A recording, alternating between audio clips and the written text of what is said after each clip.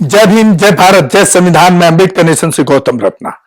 तो सर, होली के मौके पर जिस तरह से पूरे देश में ये जो होली त्योहार है बड़े हर्षोल्लास से लोग मनाते हैं, या गुलाल के रूप में, और मैं जो जहां तक प्रैक्टिकली देखा हूं, गुलाल और वो सब के रूप में कम, शराब के रूप में या महिलाओं को छेड़ने का इस तरह का मौका बड़ा, या जो इस मानसिकता के महिला के प्रति जो इस तरह की नेगेटिव मानसिकता रखते हैं, उनको जरूर इस त्योहार पे मौका मिलता है और वो इसको पूरा भरपूर इसका फायदा उठाते हैं, जो एक बहुत ही मैं समझता हूं कि अंधविश्वास के ऊपर टिकी कहानी का पूरा पुरजोर इस तरह से फायदा उठाना एक महिलाओं के खिलाफ बहुत ही गलत एक प्रथा और धारणा चली आ रही है, जिसको मैं आपके सामने तथ्यों के आधार पर रखने की कोशिश कर रहा हूं, आपको बताऊंगा।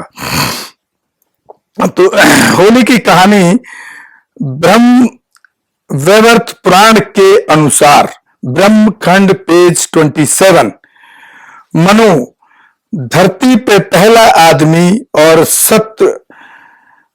शत्रुपा धरती पे पहली औरत के 3 पुत्रियां हुई, आकुति, देवहूति और प्रसूति।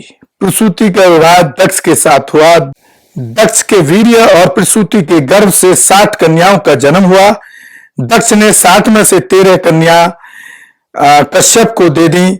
शादी का चलन नहीं था। 13 में से एक का नाम अदिति था, जिससे इंद्र, उपेंद्र तथा 12 अन्य पैदा हुए। 13 में से एक अदिति व कश्यप से 3 संतानें हुई। हिरण्यकश्यप और हिरण्याक्ष नामक पुत्र और सिंह का पुत्री हिरण्याक्ष को और संतान नहीं थी। हिरण्याक्ष युवावस्था में 12, जैसा कि कहानियां 12 को विष्णु का अवतार बताया गया है, के हाथों मारा गया। हिरण्यकश्यप का एक पुत्र था प्रहलाद, जो मारा गया था। हिरण्याकश्यप प्रहलाद का बाप नहीं था, अर्थात जो कहानियां सुनाई गई या सुनाई जा रही हैं सब गलत हैं। न तो होलिका जैसा कुछ थी, न ही प्रहलाद को मारने की कोई साजिश। जो मारा गया वो भी प्रहलाद का बाप नहीं था, या फिर जो देवी देवता आदि बनाए गए सब कोरी बकवास के अलावा कुछ नहीं है, क्योंकि हर देवी देवता के साथ एक पुराण जुड़ा हुआ है और आज लगभग सभी पुराण गायब कर दिए गए हैं ताकि सच को कोई जान ना सके।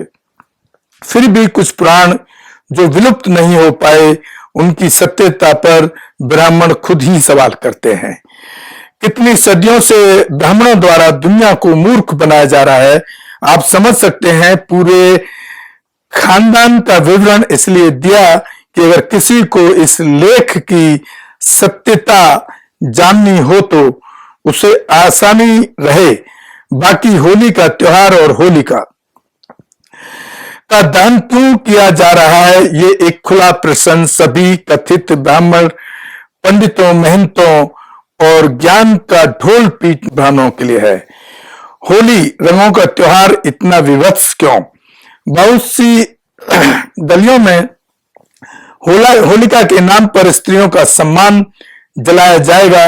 लोग सिर्फ उतना ही जानते हैं जितना उनको बताया गया। होलिका नाम की कोई भी स्त्री नहीं थी, पर औरतों के मन में वहम डालना जरूरी है। अगर पुरुषवादी ब्राह्मणवाद हिंदुत्ववाद के खिलाफ कोई खड़ी हो तो उसका अंजाम क्या किया जाएगा? तो आज भी दहेज के लिए प्रेम संबंध स्वीकार न किए जाने पर या प्रेम करते पकड़े जाने पर और भी कई मामलों में स्त्री को जलाया जाता है। नदी, नालों और मल तक को स्त्री बनाकर पूजने वाले ही स्त्री को जलाने में सबसे आगे रहते हैं। खैर, स्त्री के अपमान की इस कुप्रथा का अवरोध जारी है।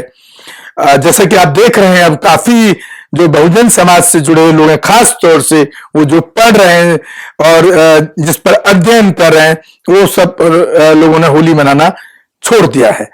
अब सभी स्त्रियों के विवेक पर है, क्या वो स्त्री होकर स्त्री को अपमानित करने वाली इस कुप्रथा के समर्थन में खड़ी होंगी या विरोध करेंगी। तो मैं एक यहाँ पर एक जितेंद्र कुमार की कविता की चंद पंक्तियां आपको सुना रहा हूं। कितने हिंसक, कितने क्रूर, कितने नृशंस हैं वो लोग जो एक स्त्री को जिंदा जलाते हैं और उसकी हत्या का त्योहार मनाते हैं और कहते हैं, यंत्र नारस्तु पूज्यारांत्र तत्र रमन्ते देवता। हमें इससे उस सभ्यता, उस संस्कृति पर गर्व है जहां स्त्री को जिंदा जलाना पर्व है।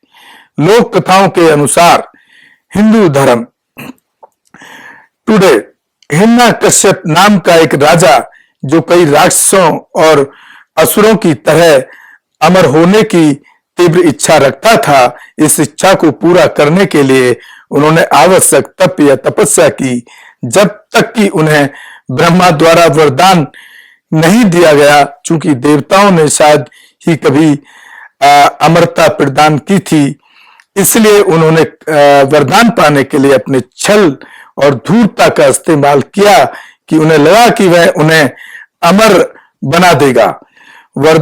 वरदान ने हिरण्यकश्यप को 5 विशेष शक्तियां दी थी। उसे न तो किसी मनुष्य द्वारा मारा जा सकता था और न ही किसी जानवर द्वारा, ना तो घर के अंदर और ना ही घर के बाहर, ना दिन में और ना ही रात में, ना अस्त्र प्रक्षेप हथियार और न ही किसी शास्त्र और हाथ में हथियार द्वारा, न जमीन पर, ना पानी में, ना हवा में।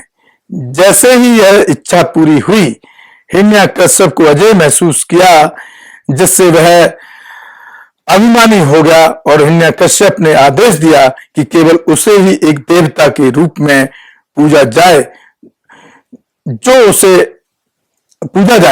उसे दंडित किया और जो उसके आदेशों को स्वीकार नहीं करता है उसे मार डाला जाए। उसका पुत्र प्रहलाद अपने पिता से असहमत था और उसने अपने पिता को देवता के रूप में पूजा करने से इनकार कर दिया। उन्होंने भगवान विष्णु पर विश्वास करना और उनकी पूजा करना जारी रखा। इससे हिरण्यकश्यप बहुत क्रोधित हुआ और उसने प्रहलाद को मारने के लिए कई प्रयास किए। प्रहलाद के जीवन पर एक विशेष प्रयास के दौरान राजा हिरण्यकश्यप ने अपनी बहन होलिका को मदद के लिए बुलाया। होलिका के पास एक विशेष लवादा था जो उसे आग से न होने वाले नुकसान से बचाता था। हिरण्यकश्यप ने लड़के को अपनी गोद में बिठाकर प्रहलाद के साथ अलाप पर बैठने को कहा। हालांकि जैसे ही आग लगी, वस्त्र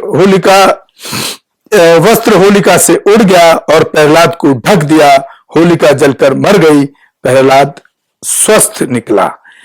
तो आप कहीं ना कहीं आप अगर हम इनके धर्मों को भी अगर हम मान लें, इनकी मान्यताओं को भी मान लें, तो कहीं ना कहीं एक महिला और एक लड़की का यहाँ पर एक शोषण होता हुआ तथ्यों के साथ दिखता है।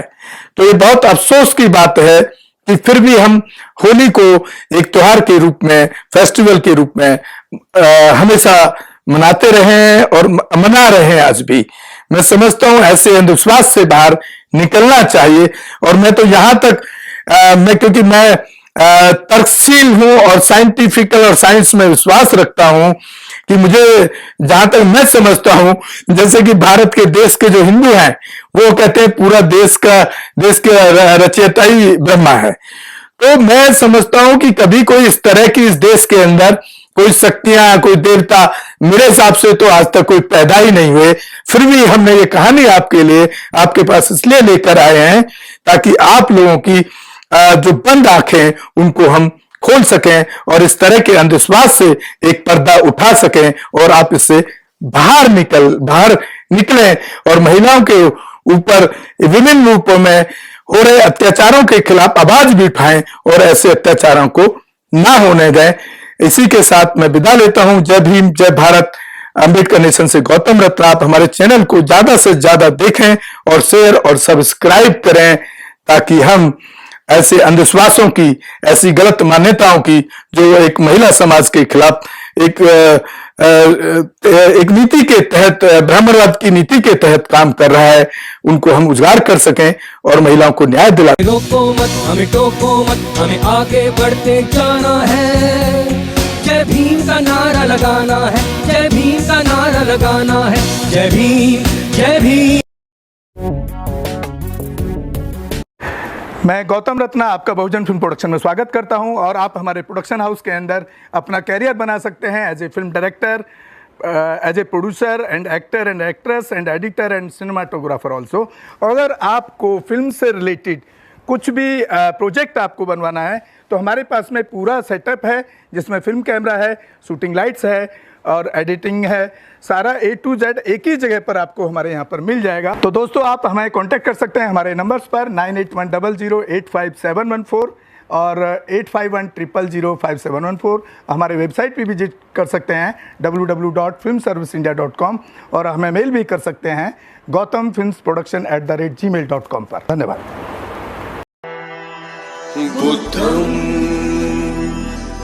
शरणं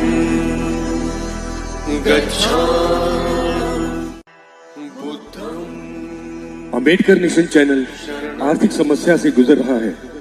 अगर आप बहुजन समाज में बाबा साहेब अम्बेडकर और तथागत बुद्ध की विचारधारा को अधिक से अधिक लोगों तक पहुंचाना चाहते हैं तो हमें आर्थिक सहयोग प्रदान करें, ताकि हम अपने चैनल के माध्यम से देश विदेश में समता, बंधुता, एकता और संवैधानिक अधिकारों को ज्यादा से ज्यादा लोगों तक पहुंचा सकें। आप अपनी सहायता राशि नीचे लिखे खाते में जमा करा सकते हैं। खाता धारक गौतम रत्न, खाता संख्या 316957686551, IFSC कोड SBIN 0060336, बैंक भारतीय स्टेट बैंक। आप हमारे बैंक खाते का विवरण स्क्रीन पर भी देख सकते हैं।